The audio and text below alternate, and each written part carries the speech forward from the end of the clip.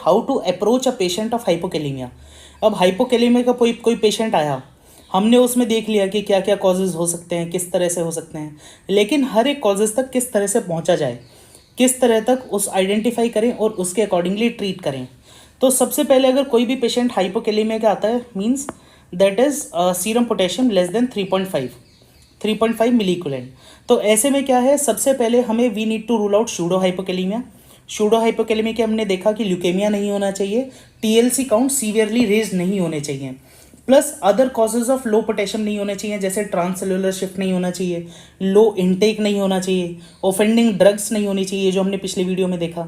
जब ये सारी चीज़ हो गई तो ऐसे में हमें सबसे पहले देखना है कि पेशेंट को कोई लाइफ थ्रेटनिंग इमरजेंसी तो नहीं है। लाइफ थ्रेटनिंग इमरजेंसी हमने देखा क्या क्या हो सकता है, ईसीजी चेंजेस आ रहे हों, पाल्पिटेशन हो रहा हो, टाइप 2 रेस्पिरेटरी फेलियर हो रहा हो, या फिर पैरालिसिस हो रहा हो। अगर ऐसा कुछ भी है तो हमें सबसे पहले अर्जेंटली पेशेंट को ट्रीट करना है instead of identifying the cause. तो वो चीज़ हम देखेंगे सब्सिक्वेंट स्लाइड्स के अंदर कि किस तरह से हम ट्रीट करेंगे। लेकिन अगर कोई भी लाइफ थ्रेटनिंग इमरजेंसीज है, लाइक ईसीजी चेंजेस या पाल्पिटेशन या टाइप 2 रेस्पिरेटरी फेलियर या पैरालिसिस, ऐसे में first we need to treat instead of identifying the cause.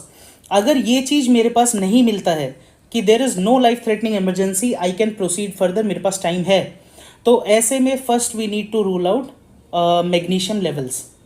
हम ऐसे पेशेंट का सीरम मैग्नीशियम कराएंगे। क्यों? क्योंकि अभी हमने देखा कि अगर मान लीजिए मैग्नीशियम मेरी डेफिशिएंट आता है तो ऐसे में मैं कितना ही पोटेशियम का ट्रीट करता रहूँ, मैं ऊपर से पोटेशियम सप्लीमेंट करता रहूँगा और मैग्नीशियम डेफिशिएंसी की वजह से वो यूरिन के थ्रू सारा निकलता रहेगा। तो it is advisable to do magnesium first instead of going to other identifiable cause. तो ऐसे में हमें मैग्नीशियम सबसे पहले करा लेना चाहिए फर्स्ट। तो आप देखोगे अगर कहीं भी ट्रू हाइपोकेलीमिया है तो ऐसे में first test to be done is magnesium. ठीक है, अगर मान लीजिए मेरे पास मैग्नीशियम भी नॉर्मल आया, मैग्नीशियम भी अगर नॉर्मल आ गया, तो ऐसे में मैं फर्स्ट आई विल सी कि हमारे पास अब मुझे देखना है लॉसेस तो नहीं हो रहे हैं। लॉसेस मैंने कहाँ देखे थे, या तो मेरे पास जीआईटी लॉसेस हो सकते हैं, या मेरे पास क्यूटेनियस लॉसेस हो सकते हैं, या मेरे पास रीनल लॉसेस हो सकते हैं। तो ऐसे में मैं कराऊंगा पेशेंट का urine potassium urine creatinine ratio. Urine potassium urine creatinine ratio क्या है? It is a ratio of urine potassium and urine creatinine, कि इससे मेजर करते हैं हम यूरिन पोटेशियम कितना रिलीज हो रहा है। तो ऐसे में मैंने डायरेक्टली यूरिन पोटेशियम क्यों नहीं मेजर कर लिया, यूरिन क्रिएट क्यों कराया, urine potassium by urine creat क्यों कराया? क्योंकि ऐसे में पर क्रिएट पोटेशियम मुझे पता लग जाएगा, जिससे क्या होगा, let suppose patient severely dehydrated है, पेशेंट डिहाइड्रेटेड है, हाइपोकेलीमिया किसी और वजह से है, लेकिन डिहाइड्रेशन की वजह से यूरिन के अंदर पोटेशियम कंसंट्रेटेड फॉर्म में है, तो मेरे पास यूरिन पोटेशियम की वैल्यू बढ़ जाएगी। लेकिन वहीं मैं यूरिन पोटेशियम क्रिएट रेशियो कराऊंगा तो वो मेरे पास नॉर्मल आ जाएगा। तो ऐसे में कौन एडवांटेजेस हुआ? ऐसे में urine potassium creat ratio advantages हुआ, क्योंकि यूरिन पोटेशियम ने तो ज़्यादा दिखाया हुआ है, मैं दूसरी तरफ चला जाऊंगा ट्रीटमेंट में, है ना। तो ऐसे में यूरिन पोटेशियम क्रिएट रेशियो हम कराएंगे। Urine potassium creat ratio should be less than 15। If less than 15 is there it is normal, यानी मोर देन 15 नहीं है, यानी यूरिन पोटेशियम नॉर्मल है, यानी यूरिन लॉस नहीं है। अगर यूरिन के थ्रू लॉस नहीं हो रहा तो कहाँ से हो रहा है? हमने देखा था या तो जीआईटी के थ्रू हो रहा है या क्यूटेनियस लॉस हो रहा है। तो ऐसे में हम देखेंगे कि क्या जो पेशेंट को सिम्टम्स आए, जैसे पैरालिसिस का सिम्टम हो सकता है, ईसीजी चेंजेस हो सकते हैं, एरिथमिया हो सकता है, क्या it occurs with in a matter of hours? 1 घंटे के अंदर ही कुछ पेशेंट को आए, 1 घंटे में, 2 घंटे में, घंटे के अंदर ही पेशेंट को सिम्टम्स आए, या पहले से ही चल रहे हैं? अगर येस, तो ऐसे में हम चेक करेंगे क्या पेशेंट को हाइपरथायरॉयडिज्म के फीचर्स हैं। हाइपरथायरॉयडिज्म के फीचर्स क्या होते हैं? जैसे हमारे पास क्या पेशेंट को हीट इंटॉलरेंस है, पाल्पिटेशन है, स्वेटिंग है ना, वेट लॉस है, डायरिया है, क्या ये सारी चीज़ें हैं हाइपरथायरॉयडिज्म की? इफ़ पेशेंट सेज येस, तो देयर आर चांसेस कि पेशेंट को थायरोटॉक्सिक हाइपोकेलेमिक पीरियोडिक पैरालिसिस हुआ है।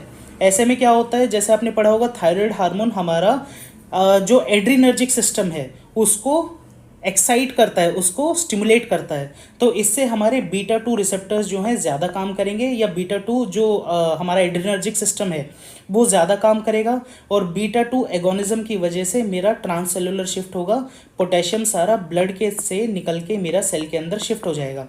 तो उसकी वजह से मेरा सडनली हाइपोकेलीमिया हुआ।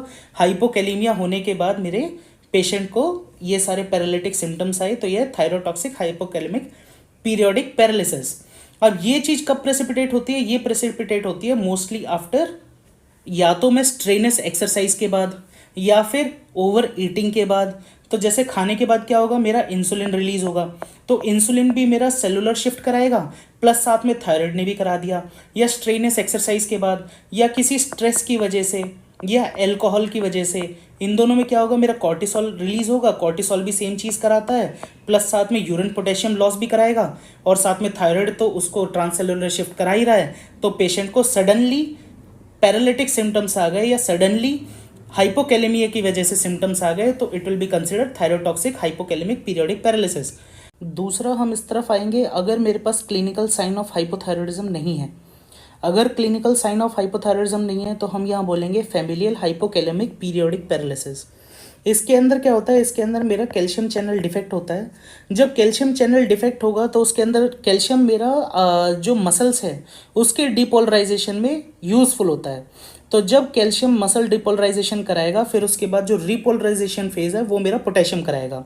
लेकिन इसके अंदर क्या होता है, नॉर्मली क्या होना चाहिए कि मेरा कैल्शियम मसल के अंदर आएगा, वो मेरा डिपोलराइजेशन कराएगा, फिर मेरा पोटेशियम जो है वो बाहर मूव करेगा, जिसकी वजह से रिपोलराइजेशन होगा। यहाँ क्या है, मेरा परसिस्टेंट कैल्शियम लीक होए जा रहा है। जब परसिस्टेंट कैल्शियम लीक होता रहता है तो मसल जो है परसिस्टेंट या क्रॉनिक डिपोलराइजेशन के अंदर चली जाती है, और ऐसी कंडीशन के अंदर जो मेरा पोटेशियम है वो सेल के अंदर ड्रैग हो जाता है। सोडियम पोटेशियम ATPase चैनल जो है यहाँ पे एबनॉर्मल बिहेव करेंगे, जिसकी वजह से मेरा जो पोटेशियम है सेल के अंदर ड्रैग हो जाएगा, जिसकी वजह से मेरे पास ट्रांस सेलुलर शिफ्ट होगा, उसकी वजह से हाइपोकैलेमिया होगा। ठीक है, अब ये मेरा हो गया इस तरफ वाला पार्ट। अब दूसरी तरफ का देखते हैं। ऐसे में फिर मैंने देखा क्या जो पेशेंट के सिम्टम्स हैं वो विद इन आवर्स आए हैं क्या, तो वो भी नहीं। यानी पेशेंट को आवर्स के अंदर नहीं, डेज टू वीक्स में सिम्टम्स यानी पहले से ही चले जा रहे हैं। तो अब मेरे पास क्या दो चीज़ बचती हैं, या तो मेरे पास GI लॉस हो रहा है या फिर मेरे पास क्यूटेनियस लॉस हो रहा है। तो ऐसे के अंदर अब मैं पेशेंट का करूँगा ABG, है ना, एसिड बेस एनालिसिस करूँगा, आर्टीरियल ब्लड गैस लूँगा और ऐसे के अंदर चेक करूँगा कि उसको पेशेंट को मेटाबॉलिक एसिडोसिस है या उसको कोई नॉर्मल एसिड बेस है, कोई एबनॉर्मलिटी नहीं है, या उसका मेटाबॉलिक एल्कलोसिस है। तो लेट सपोज पेशेंट को आता है मेटाबॉलिक एसिडोसिस। मेटाबॉलिक एसिडोसिस यानी पीएच कितना है उसका, pH is less than 7.35 plus उसका बाइकार्ब भी कम है। तो ऐसे में हमारे पास कॉज आएंगे डायरिया। डायरिया क्या करता है, डायरिया की वजह से मेरा पोटेशियम लॉस होगा प्लस साथ में बाइकार्ब लॉस होगा। जब पोटेशियम और बाइकार्ब लॉस मेरा स्टूल के अंदर होगा तो ऐसे में मेरे पास हाइपोकैलेमिया प्लस साथ में एसिडोसिस, तो जिसकी वजह से metabolic acidosis with hypokalemia patient को होगा। प्लस सेकेंड कॉज में क्या आएगा, मेरे पास आएगा लेग्जेटिव्स। लेग्जेटिव्स क्या है, वो भी मेरे पास यही इलेक्ट्रोलाइट्स बाइकार्ब लॉस कराएंगे, जिसकी वजह से मेरे पास metabolic acidosis with hypokalaemia. Then same is with villous adenoma, और use of any bowel cleansing agent same laxative की तरह काम करेगा। Then next is enteric fistula. अगर मेरी एंट्रिक फिस्टुला कहीं पे क्रिएट हो गई है तो वो भी मेरे पास यही same bicarb loss plus potassium loss कराएगी, जिसकी वजह से मेटाबॉलिक एसिडोसिस विद हाइपोकैलेमिया होगा। अब दूसरे पेशेंट में आते हैं, लेट सपोज उसका है नॉर्मल ABG। नॉर्मल ABG है तो यानी मेरा GIT लॉस नहीं है। ऐसे में मैं सोचूंगा या तो patient has decrease the oral intake of potassium, और either there is happening is cutaneous loss via which potassium we are losing, due to which patient is developing hypokalaemia. फिर ये अदर लेस नोन मतलब relatively less common causes में वही same laxative abuse can present like this also, और villous adenoma और geophagia, eating clay. फिर दूसरा, अगर patient is having metabolic alkalosis.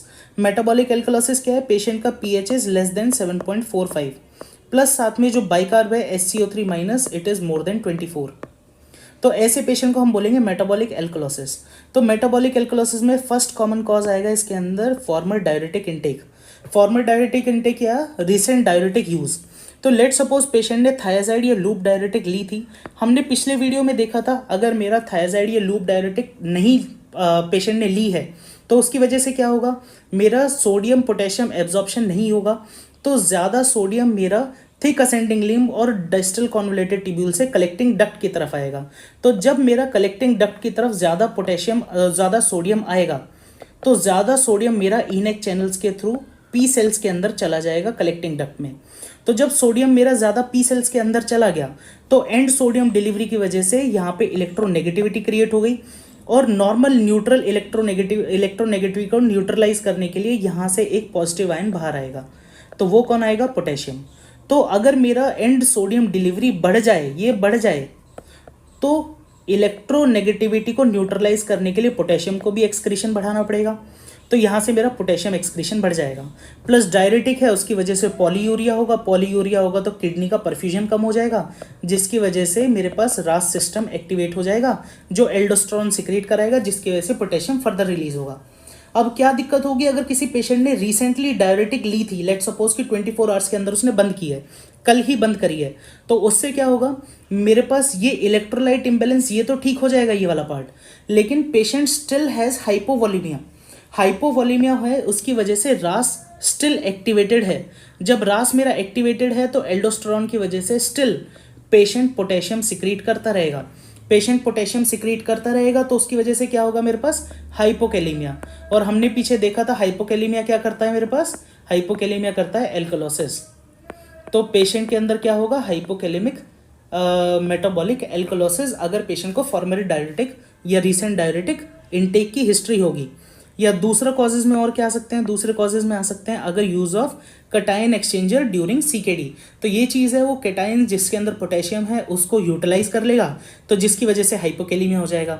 Laxative abuse भी वही है, अगर पेशेंट प्रोलॉन्ग लेग्जेटिव यूज़ करेगा तो ऐसे में पेशेंट क्या हो जाएगा? वॉल्यूम डिप्लेटेड स्टेट में चला जाएगा। वॉल्यूम डिप्लेटेड स्टेट होगी तो उसके अंदर रास एक्टिवेट होगा, तो वो पोटेशियम का लॉस कराएगा। तो ये सारे मेरे बेसिक कॉजेज हो गए। अब इसके अंदर हमें क्या देखना है? ये तो मैंने देख लिए कि नॉन रीनल कॉजेज, यहाँ मेरे सारे नॉन रीनल कॉजेज आ गए। अब मुझे देखना है अगर मेरा रीनल कॉज है। रीनल कॉज मैं कब बोलूँगा? यहाँ पे मैंने यूरिन पोटेशियम क्रिएट रेशियो कराया and it is coming more than 15, यानी पोटेशियम जो भी एक्सक्रीट हो रहा है या पोटेशियम जहाँ भी लॉस हो रहा है, it is coming via kidney. तो अब इसको देखते हैं कि अगर रीनल लॉस है तो किस तरह से अप्रोच करेंगे। तो यहाँ पे पेशेंट इज हैविंग हाइपोकैलेमिया, यानी पोटेशियम इज लेस देन 3.5। हमने हाइपोमैग्नीसीमिया रूल आउट कर लिया है, हमने ट्रांससेलुलर शिफ्ट रूल आउट कर लिया है, हमने यहाँ तक कि पेशेंट का एक्स्ट्रा रीनल लॉस भी रूल आउट कर लिया है, हमने यूरिन पोटेशियम क्रिएट रेशियो कराया, it is coming more than 15, यानी रीनल लॉस हो रहा है। तो ऐसे में again I will take the arterial blood gas, ABG में कराऊंगा, और मुझे देखना है क्या पेशेंट को मेटाबॉलिक एसिडोसिस है, क्या पेशेंट को मेटाबॉलिक एल्कोलोसिस है, या उसका नॉर्मल एसिड बेस बैलेंस है ना, कि कोई एबनॉर्मलिटी एबीजी के अंदर नहीं है। तो first will go with metabolic acidosis. Metabolic acidosis में आपको एक ही चीज़ याद रखनी है कि पेशेंट इज हैविंग आरटीए, ये रोड ट्रैफिक एक्सीडेंट नहीं है, this is renal tubular acidosis, यानी रीनल के ट्यूब्यूल्स के अंदर कुछ ना कुछ ऐसी एबनॉर्मलिटी आ रही है जिससे या तो मेरा H+ का जो सिक्रीशन होना था यूरिन में वो नहीं हो पा रहा, या H+ का एब्जॉर्प्शन ब्लड के अंदर वो बढ़ गया है ना। तो इसकी वजह से मेरे पास जो एसिड है वो ब्लड के अंदर ज़्यादा पुल्ड अप हो रहा है, जिसकी वजह से मेरे पास एसिडोसिस डेवलप हो रहा है, and it is due to renal tubular acidosis, यानी किडनी के अंदर कुछ डिसफंक्शन है। तो इसके अंदर हमारे पास टोटल 3 तरह के एसिडोसिस होते हैं, 1, 2 और 4। जो इसके अंदर मेरा 1 है इसको बोलते हैं डिस्टल आरटीए। डिस्टल आरटीए 1 और 4 को हम बोलते हैं डिस्टल आरटीए। इसके अंदर जो हमारा अल्फा इंटरकेलेटेड सेल्स है जो हमने पिछले वीडियो में देखा था, उसमें जो H+ K+ जो ATPase पंप होता है वो डिफेक्टिव होता है, प्लस जो 2 होता है इसको हम बोलते हैं प्रॉक्सिमल आरटीए। प्रॉक्सिमल आरटीए यहाँ मेरा ये पीसीटी के ऊपर डिफेक्टिव रहता है, इसके अंदर पीसीटी काम नहीं करती। प्रॉक्सिमल कॉन्वोलेटेड टिब्यूल जब काम नहीं करेगी तो उसके अंदर मेरा जो एसिड बेस इरेगुलरिटी होगी जिसकी वजह से एसिडोसिस डेवलप होगा, उसको हम आरटीए बोलेंगे 2। तो इसमें हमें दोनों को डिफ्रेंशिएट करना है ना। और 4 होता है, 4 हमारा हाइपरकेलीमिया करता है, तो 4 हमारा यहाँ सिग्निफिकेंट नहीं है। जब हम हाइपरकेलीमिया पार्ट देखेंगे तब हम रीनल ट्यूबुलर एसिडोसिस टाइप 4 देखेंगे। यहाँ हमारा जो सिग्निफिकेंट है वो है टाइप 1 टाइप 2। तो टाइप 1 टाइप 2 को कैसे डिफ्रेंशिएट करेंगे? यहाँ हम यूज़ करते हैं यूरिन अनायन गैप, है ना। यूरिन अनायन गैप, ये जब हम आरटी की वीडियो देखेंगे तो उसमें हम डिटेल में देखेंगे यूरिन अनायन गैप।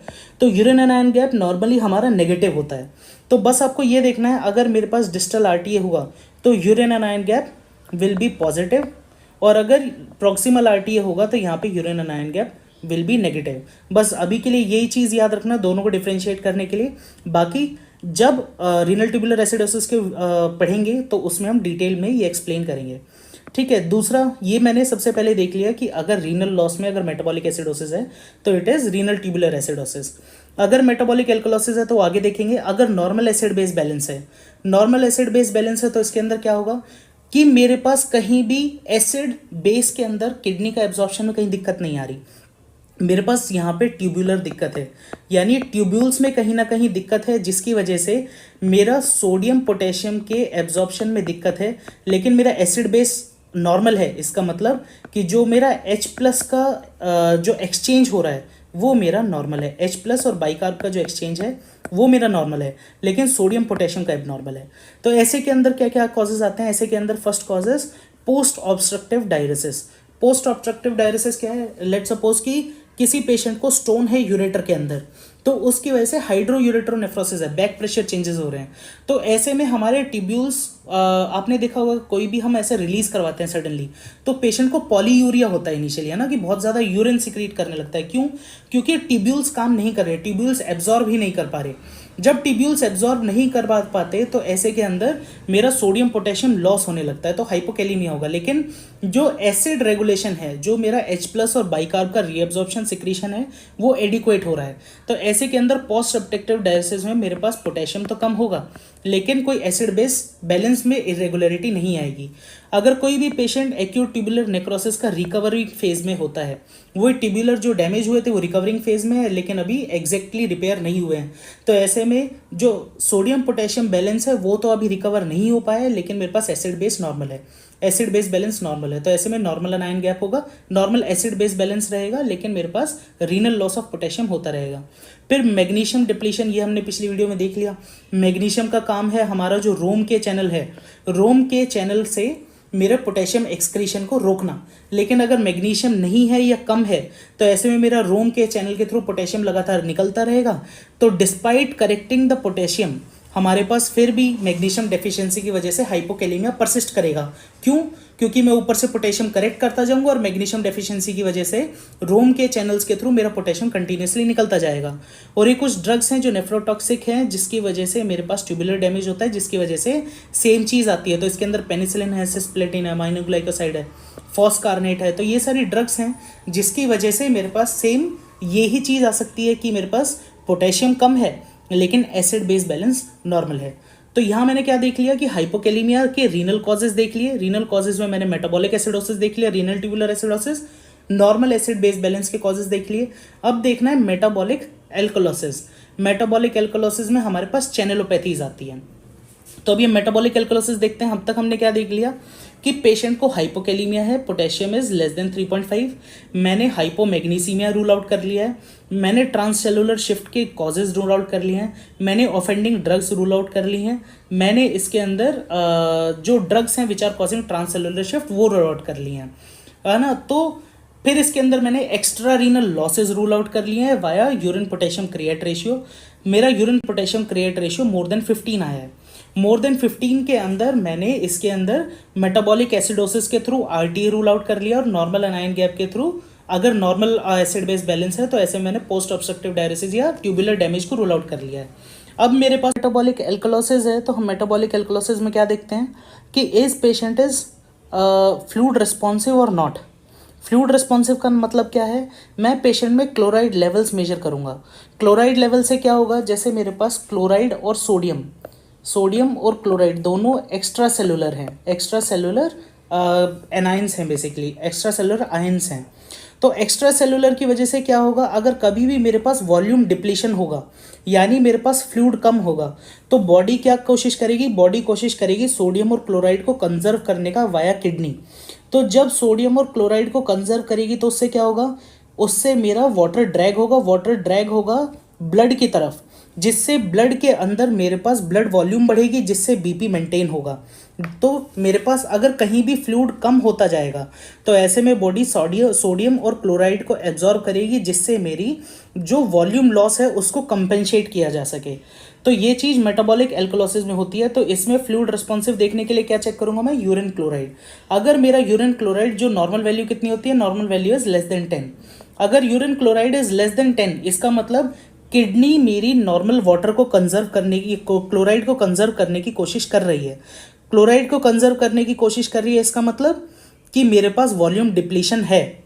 वॉल्यूम डिप्लीशन है इसका मतलब कहीं से ना कहीं से मेरे पास वॉल्यूम लॉस हो रहा है।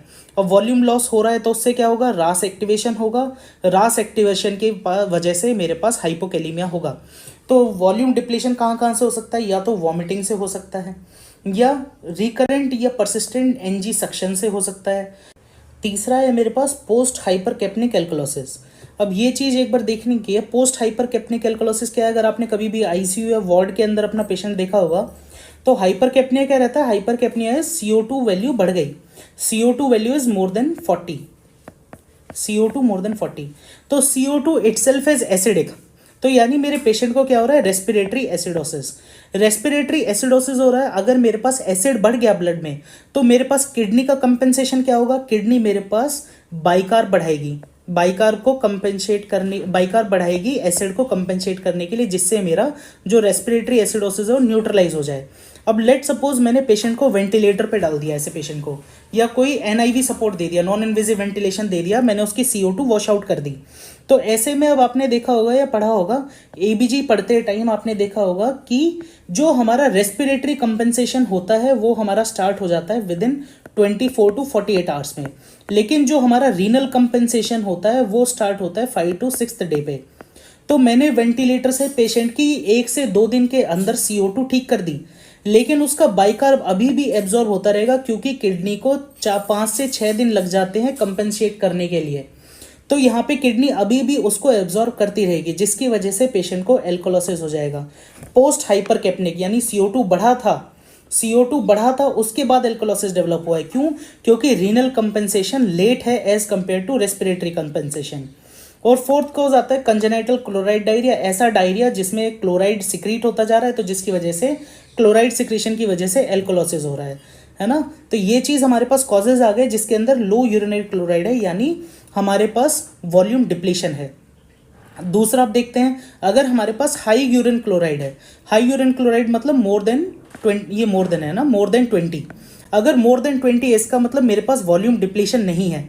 मेरे पास जो क्लोराइड, जो मेटाबॉलिक एल्कोलोसिस हो रहा है वो हो ही इसलिए रहा है क्योंकि क्लोराइड मेरा यूरिन के थ्रू ज़्यादा बाहर निकल रहा है। तो ऐसे में मेरे को देखना है कि क्या पेशेंट का बीपी कैसा है, क्या पेशेंट नॉर्मोटेंसिव है या पेशेंट हाइपरटेंसिव है। अगर पेशेंट नॉर्मोटेंसिव है और यूरिन में से क्लोराइड निकल रहा है तो इसका मतलब या तो मैंने पेशेंट को डायरेटिक दी है, लेट सपोज मैंने या तो थायाजाइड दिया है, लूप डायरेटिक दी है जिसकी वजह से NaCl चैनल ब्लॉक हुआ है, या फिर मेरा sodium potassium 2 chloride channel block हुआ है जिसकी वजह से यूरिन क्लोराइड निकल रहा है, प्लस साथ में पोटेशियम भी निकल रहा है जिसकी वजह से हाइपोकैलिमिया हो रहा है, प्लस साथ में metabolic alkalosis urine chloride loss की वजह से हो रहा है। दूसरा हो सकता है बार्टर सिंड्रोम, बार्टर हो सकता है या जिटलमैन हो सकता है। बार्टर क्या होता है, ये सेम लूप डायरेटिक की तरह मैंने सोडियम पोटेशियम 2 क्लोराइड चैनल जो है वो किसी वजह से मेरा काम नहीं कर रहा।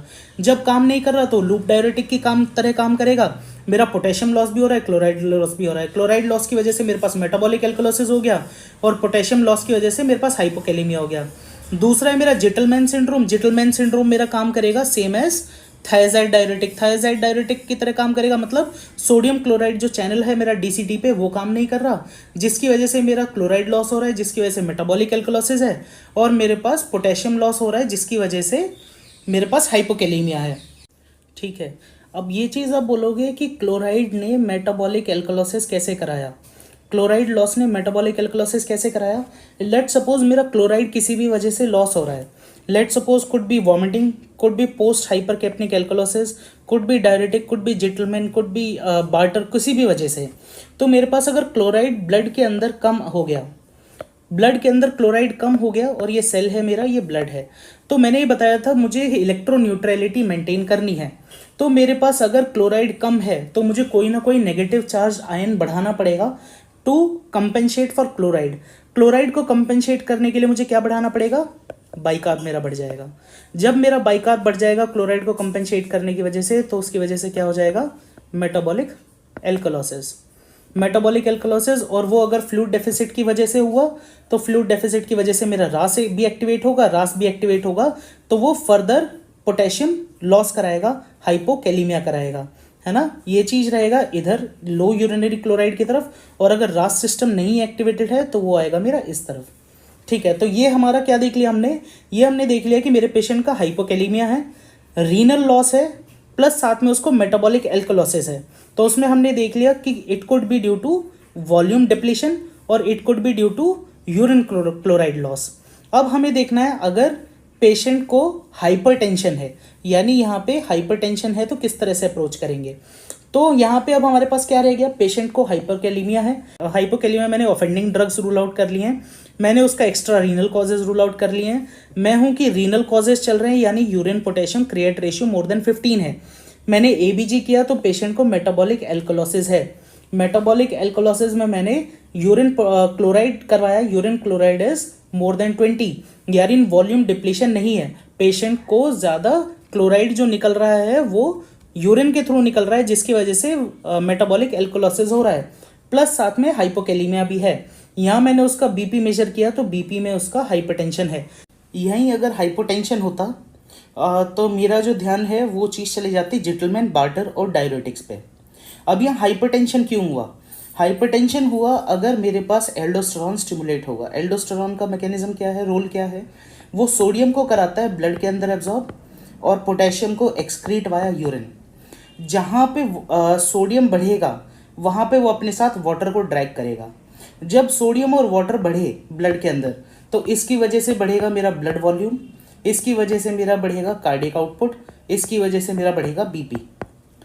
तो यहाँ पे मेरे पास हाइपरटेंशन अगर किसी भी कारण से हो रहा है तो इसका मतलब या तो मेरा एल्डोस्टेरॉन ज़्यादा काम कर रहा है, या एल्डोस्टेरॉन को बढ़ाने वाला हार्मोन यानी रेनिन वो ज़्यादा बढ़ रहा है, वो ज़्यादा बन रहा है, या फिर कोई तीसरा ऐसा मॉलिक्यूल या प्रोटीन पेप्टाइड बन रहा है जो एल्डोस्टेरॉन के एनालॉग काम कर रहा है, प्लस उसका जो रिसेप्टर है उसको स्टिमुलेट कर रहा है, एक्टिवेट कर रहा है। तो यहाँ पे मैं रेनिन और एल्डोस्टेरॉन के लेवल्स चेक कराऊंगा। जैसे अगर मैं चेक कराऊँ यहाँ पे मेरे पास रेनिन भी ज़्यादा है, एल्डोस्टेरॉन भी ज़्यादा है, इसका मतलब क्या है, इसका मतलब है कोई ना कोई ऐसा दिक्कत है जिसकी वजह से रेनिन ज़्यादा प्रोड्यूस हो रहा है और वो एक्सेसिव रेनिन स्टिमुलेट कर रहा है एल्डोस्टेरॉन को, और एल्डोस्टेरॉन मेरा बीपी को इंक्रीज कर रहा है, और क्लोराइड की वजह से एल्कोलोसिस है और हाइपोकैलेमिया हो रहा है एल्डोस्टेरॉन की वजह से। तो इसको बोलते हैं हम सेकेंडरी हाइपर एल्डोस्टेरॉनिज्म, यानी एल्डोस्टेरॉन खुद से नहीं बढ़ा, कोई ऐसी दिक्कत हुई रेनिन के अंदर जिसने एल्डोस्टेरॉन को बढ़ा दिया। अब इसके कॉजेज क्या क्या हो सकते हैं, कॉजेज में सबसे पहला मेरे पास आएगा मेलिग्नेंट हाइपरटेंशन। मेलिग्नेंट हाइपरटेंशन में क्या होगा, मेलिग्नेंट हाइपरटेंशन में इस्केमिक चेंजेस होंगे किडनी के अंदर। जब इस्केमिक चेंजेस होंगे किडनी के अंदर तो उसकी वजह से होगा मेरे पास रास एक्टिवेशन। रास एक्टिवेशन होगा तो उसकी वजह से मेरे पास सिक्रीट होगा एल्डोस्टेरॉन, और एल्डोस्टेरॉन की वजह से ये हाइपोकैलेमिया, हाइपरटेंशन और क्लोराइड लॉस की वजह से एल्कोलोसिस। दूसरा क्या हो सकता है, दूसरा मेरे पास कॉज है रीनोवेस्कुलर हाइपरटेंशन। तो लेट सपोज इसके अंदर मेरे पास हो गया renal artery stenosis. Renal artery stenosis की वजह से किडनी का परफ्यूजन कम हो गया, किडनी के परफ्यूजन की वजह से रास स्टिमुलेशन की वजह से एल्डोस्टेरॉन, और उसकी वजह से फर्दर सेम चीज़। या ऐसा कुछ हो सकता है कि कोई ट्यूमर हुआ और वो ट्यूमर है रेनिन सिक्रेटिंग ट्यूमर। ये ट्यूमर रेनिन को ज़्यादा सिक्रीट करेगा, रेनिन ज़्यादा सिक्रीट होगा तो एल्डोस्टेरॉन को स्टिमुलेट करेगा और वो सेम मैकेनिज्म करवाएगा। या तीसरा हो सकता है डायरेटिक थेरेपी फॉर हाइपरटेंशन। किसी पेशेंट को मैंने लेट सपोज कि या तो फ्यूरोसेमाइड दे रखा है हाइपरटेंशन के लिए, या फिर थायाजाइड दे रखा है हाइपरटेंशन ट्रीट करने के लिए। तो हाइपरटेंशन के लिए जब मैं डायरेटिक दूंगा तो उसके अंदर होगा मेरे पास वॉल्यूम डिप्लीशन। तो जो वॉल्यूम डिप्लीशन होगा तो उसकी वजह से वही किडनी का परफ्यूजन कम हो जाएगा, किडनी का परफ्यूजन कम होगा तो रास एक्टिवेशन, और उसकी वजह से एल्डोस्टेरॉन प्रोडक्शन। तो ये सारे कॉजेज हो सकते हैं हाई रेनिन हाई एल्डोस्टेरॉन। अब ये चीज़ तो हो गए कॉजेज मेरे पास हाई रेनिन हाई एल्डोस्टेरॉन के। दूसरा मेरे पास हो सकता है लो रेनिन लो एल्डोस्टेरॉन, या फिर हो सकता है लो रेनिन हाई एल्डोस्टेरॉन। तो इसमें सबसे पहले कॉजेज देखते हैं लो रेनिन हाई एल्डोस्टेरॉन। लो रेनिन हाई एल्डोस्टेरॉन में क्या हो रहा है कि एल्डोस्टेरॉन खुद से ही ज़्यादा बने जा रहा है। एल्डोस्टेरॉन को बढ़ाने के लिए जो हार्मोन होता है रेनिन वो नहीं बढ़ रहा है, यानी एल्डोस्टेरॉन को पीछे से कहीं से कोई नहीं स्टिमुलेट कर रहा है बढ़ने के लिए, एल्डोस्टेरॉन खुद से ही बढ़े जा रहा है स्पॉन्टेनियसली। तो इसके क्या क्या कॉजेज हो सकते हैं, इसके कॉजेज हो सकते हैं, इसको बोलते हैं प्राइमरी हाइपर एल्डोस्टेरॉनिज्म, यानी एल्डोस्टेरॉन खुद से ही बढ़े जा रहा है, कोई पीछे से उसको स्टिमुलेट नहीं कर रहा है। इसके कॉजेज क्या हो सकते हैं, हो सकता है एड्रीनल कार्सिनोमा हो। एड्रीनल कार्सिनोमा जो इसको एल्डोस्टेरॉन को प्रोड्यूस करवाया जा रहा है स्पॉन्टेनियसली बिना पीछे सिग्नल की वजह से। तीसरा है हमारे पास जीआरए। जीआरए क्या होता है, ग्लूकोकॉर्टिकॉइड रेमिडिएबल एल्डोस्टेरोनिज्म। अब देखो इसके अंदर नॉर्मली क्या होता है, जैसे मेरे पास पिट्यूटरी से ACTH सिक्रीट होता है ना, तो ACTH जाके काम करता है मेरा एड्रिनल पे, और वहाँ से वो रिलीज़ कराता है मेरे पास कॉर्टिसोल। ये ACTH सिर्फ कॉर्टिसोल रिलीज़ कराता है, ये मेरा एल्डोस्टेरॉन रिलीज़ नहीं कराता।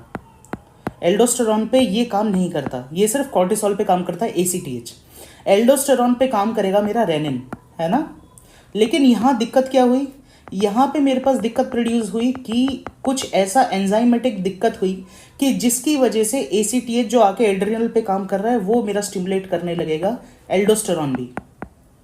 तो जैसे आपको पता है कि कॉर्टिसोल का रिदमिक रिलीज होता है, रिदमिक प्रोडक्शन होता है कि मॉर्निंग आवर्स में हमेशा प्रोड्यूस होगा। तो जब ACTH इंक्रीज होगा, रिदमिक मॉर्निंग के टाइम पे इंक्रीज होगा, तो कॉर्टिसोल को तो इंक्रीज करेगा ही, वो साथ में एल्डोस्टेरॉन को भी प्रोड्यूस करेगा। बॉडी में एल्डोस्टेरॉन निकालने की जरूरत नहीं है, कोई बॉडी वॉल्यूम डिप्लीटेड कंडीशन में नहीं है, रीनल परफ्यूजन कम नहीं हुआ है, लेकिन फिर भी ACTH के अंदर एल्डोस्टेरॉन मेरा कंटिन्यूसली रिलीज होता रहेगा। तो मैं जब चेक कराऊंगा तो मेरा रेनिन नॉर्मल है, लेकिन एल्डोस्टेरॉन बढ़ गया। उस एल्डोस्टेरॉन बढ़ने की वजह से मेरे पास हाइपरटेंशन है, हाइपोकैलीमिया है, और इसी की वजह से क्लोराइड लॉस हो रहा है, जिसकी वजह से ये मेटाबॉलिक एल्कलोसिस है। तो ये हमारे कॉजेज हो गए लो रेनिन हाई एल्डोस्टेरॉन। अब इसके अंदर मेरे पास लास्ट बचता है लो रेनिन लो एल्डोस्टेरॉन। मतलब नाम मेरे पास रेनिन है जो मेरा एल्डोस्टेरॉन रिलीज कराए, और मैंने एल्डोस्टेरॉन चेक कराया तो मेरा एल्डोस्टेरॉन भी नॉर्मल है। यानी इसके मतलब क्या है, इसका मतलब क्या है, कोई ना कोई ऐसा कुछ अदर पेप्टाइड है या अदर कोई हार्मोन है जो एल्डोस्टेरॉन की तरह काम कर रहा है, एल्डोस्टेरॉन के रिसेप्टर पे काम कर रहा है, और मेरे पास एल्डोस्टेरॉन में रास सिस्टम के थ्रू यहाँ पे हाइपरटेंशन और हाइपोकैलेमिया करवा रहा है। तो ऐसा कौन होता है, ऐसे में मैं चेक करूंगा पेशेंट का सीरम कॉर्टिसोल लेवल्स, क्योंकि जो कॉर्टिसोल है, कॉर्टिसोल के अंदर भी कुछ ना कुछ स्लाइटली लेस लेकिन मिनरलोकॉर्टिकॉइड एक्टिविटी या एल्डोस्टेरॉन लाइक एक्टिविटी होती है। प्लस मेजरली इसमें ग्लूकोकॉर्टिकॉइड ज़्यादा है, लेकिन स्लाइट अमाउंट में मिनरलोकॉर्टिकॉइड एक्टिविटी भी है। तो अगर मेरा कॉर्टिसोल ज़्यादा अमाउंट में बढ़ा रहेगा तो slight mineralocorticoid activity over prolong time will produce same effect as of aldosterone. तो ऐसे में मैं कॉर्टिसोल चेक करूंगा। अब कॉर्टिसोल अगर मेरा ज़्यादा है तो यहाँ मेरे एंडोक्राइन कॉजेज आ जाएंगे कि कॉर्टिसोल कब बढ़ सकता है, या तो मेरे पास कुशिंग्स डिजीज हो, कुशिंग सिंड्रोम हो।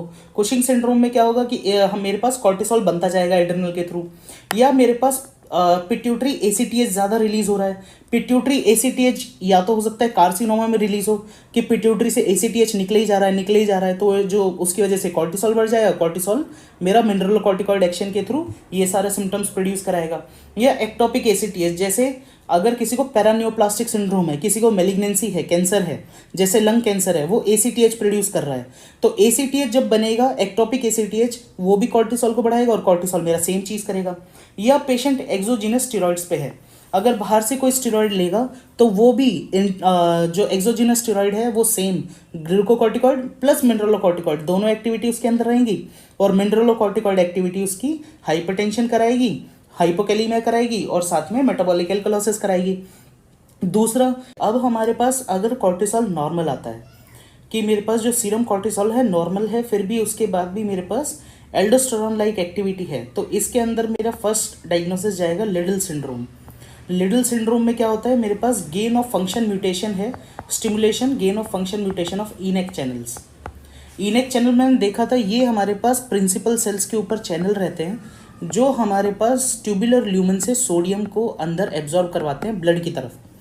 तो जब मेरा गेन ऑफ फंक्शन म्यूटेशन होगा, गेन ऑफ फंक्शन म्यूटेशन मतलब ये ज़्यादा से ज़्यादा सोडियम को अंदर लेगा, तो जब ज़्यादा सोडियम अंदर जाएगा, तो हमने देखा था जब मेरे पास चार्ज ज़्यादा अंदर चला गया तो मेरे ल्यूमन में इलेक्ट्रोनेगेटिविटी क्रिएट हो गई। लेकिन हर चीज़ को इलेक्ट्रो न्यूट्रल रहना पसंद है, तो जितना ज़्यादा सोडियम अंदर जाएगा उतना ज़्यादा इलेक्ट्रोनेगेटिविटी क्रिएट होगी ल्यूमन में। जितनी ज़्यादा इलेक्ट्रोनेगेटिविटी क्रिएट होगी वो उतना ज़्यादा यहाँ पे रोम के चैनल्स होते हैं, रोम के चैनल से पॉजिटिव आयन को बाहर मंगवाएगा। तो यहाँ से कौन सा आयन बाहर आएगा, यहाँ से मेरा पोटेशियम बाहर आएगा। तो जितना ज़्यादा मेरा सोडियम अंदर गया उतना ज़्यादा यहाँ नेगेटिविटी क्रिएट हुई, जितनी ज़्यादा नेगेटिविटी क्रिएट हुई उतना ज़्यादा पोटेशियम बाहर आया। तो जितना ज़्यादा पोटेशियम बाहर आया उतना ज़्यादा हाइपोकैलीमिया हुआ। तो और सोडियम जितना ज़्यादा अंदर ब्लड में गया उतना ज़्यादा सोडियम अंदर जाएगा तो वाटर को ड्रैग करेगा, उतना वो हाइपरटेंशन कराएगा। प्लस साथ में यहाँ पे अगर सोडियम ज़्यादा एब्जॉर्ब हो गया तो मेरे पास सोडियम और क्लोराइड नॉर्मली साथ में अब्जॉर्ब होते हैं, लेकिन यहाँ पे सोडियम को प्रेफरेंस मिली। तो जब सोडियम को प्रेफरेंस मिली तो एक्सेसिव जो क्लोराइड है वो सारा मेरा यूरिन में ट्रिकल डाउन हो गया। तो जब क्लोराइड यहाँ हो गया तो क्लोराइड ज़्यादा लॉस होने लगा, जिसकी वजह से मेटाबॉलिक एल्कलोसिस हो गया। तो ऐसे पेशेंट में मेरे पास मेटाबॉलिक एल्कलोसिस हो गया, यूरिन क्लोराइड बढ़ गया, हाइपरटेंशन हो गया और हाइपोकैलेमिया है। तो यहाँ मेरा लिडल सिंड्रोम होगा, gain of function mutation of ENaC channel. तो यहाँ दूसरे कॉज में आएगा मेरे पास 11 बीटा हाइड्रोक्सिलेज डेफिशिएंसी। इसको दूसरा नाम बोलते हैं एपेरेंट मिनरलोकॉर्टिकॉइड एक्सेस। तो ये जो एपेरेंट मिनरलोकॉर्टिकॉइड एक्सेस है ये मेरे पास लो सीरम कॉर्टिसोल की तरह भी प्रेजेंट कर सकता है या नॉर्मल सीरम कॉर्टिसोल की तरह भी प्रेजेंट कर सकता है। इसके अंदर बेसिकली होता क्या है, 11 हाइड्रोक्सिलेज डेफिशिएंसी ये काम करता है। 11 हाइड्रोक्सिलेज ये मेरा जो कॉर्टिसोल है उसको ब्रेक डाउन करता है, कॉर्टिसोल को तोड़ता है। तो जब मेरे पास अगर 11 बीटा हाइड्रोक्सिलेज की ही डेफिशिएंसी होगी तो उसकी वजह से मेरे पास कॉर्टिसोल का रोल ज़्यादा देर तक काम करेगा ना। कॉर्टिसोल बढ़ा नहीं है, कॉर्टिसोल का एक्शन प्रोलॉन्ग्ड हो गया क्योंकि वो डैमेज नहीं हो रहा है, मर नहीं रहा है, तो ज़्यादा लंबी देर तक काम करेगा। जब ज़्यादा लंबी देर तक काम करेगा तो एल्डोस्टेरोन की तरह काम करेगा और सेम चीज़ प्रोड्यूस करेगा। दूसरा लिकोराइस या कार्बेनॉक्सोल या गॉसिपॉल, ये भी तीनों ड्रग्स जो हैं ये तीनों इनहिबिट करती हैं 11 हाइड्रोक्सिलेज को, तो 11 हाइड्रोक्सिलेज डेफिशिएंसी की तरह प्रेजेंट करेगा। वहीं अगर मेरा सीरम कॉर्टिसोल कम हो जाए तो इसके अंदर सेम चीज़, या तो मेरा कॉर्टिसोल कम दिख सकता है 11 हाइड्रोक्सिलेज डेफिशिएंसी की वजह से या फिर 17 अल्फा हाइड्रोक्सिलेज डेफिशिएंसी। देखो नॉर्मली क्या होता है, मेरे पास इनिशियल प्रिकर्सर मॉलिक्यूल होता है कोलेस्ट्रॉल। कोलेस्ट्रॉल कुछ प्रोसेस के थ्रू जा जाके लास्ट में फिर यहाँ से मेरे पास बनता है कॉर्टिसोल और एल्डोस्टेरोन, कॉर्टिसोल और एल्डोस्टेरोन प्लस एल्डोस्टेरोन। अब यहाँ पे क्या है, मेरे पास लेट सपोज यहाँ पे 17 अल्फा हाइड्रोक्सिलेज की कमी हो गई। ये चीज़ जब काम नहीं करेगा तो यहाँ पे एक मॉलिक्यूल बनता है DOC नाम से। DOC क्या होता है, डीऑक्सी कॉर्टिकोस्टेरॉन, है ना, डीऑक्सी कॉर्टिकोस्टेरॉन।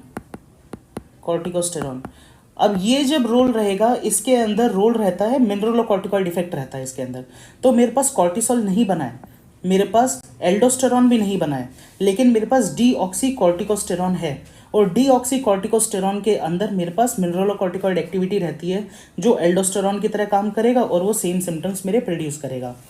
तो ये मेरे पास ये चीज़ देखो बहुत बड़ी हो गई है ना। देखने में ऐसा लग रहा है कि हाइपोकैलेमिया बहुत ज़्यादा है, लेकिन हाइपोकैलेमिया जो हमने फर्स्ट स्लाइड देखी थी हाइपोकैलेमिया की, most of the patient 90-95% patient वहीं पे सेटल हो जाते हैं। तो ये एक बार अप्रोच बेसिकली 2 से 3 बार देखना है, दोबारा से देखना है, ये बहुत ईजी है। किसी भी पेशेंट अगर हाइपोकैलेमिया में आएगा और आपके पास ये अप्रोच है, आप इसका स्क्रीनशॉट लेके रखना। अगर आपके पास ये अप्रोच रहेगी तो हाइपोकैलेमिया का कोई भी पेशेंट आएगा तो आपको उसे अप्रोच करने में डर नहीं लगेगा जरा सा भी, है ना। तो हाइपोकैलेमिया को देख के घबराना नहीं है, डरना नहीं है, इट इज़ वेरी इजी। बस ये अप्रोच ध्यान रखना चाहिए। अप्रोच बड़ी है इस वजह से थोड़ा सा ये एक्सेस लगता है ना। तो इस अप्रोच को 1 से 2 बार, 2 से 3 बार ज़रूर देखें, और हो सकता है तो अगर अपने मोबाइल में भी सेव करके रखें स्क्रीनशॉट, है ना।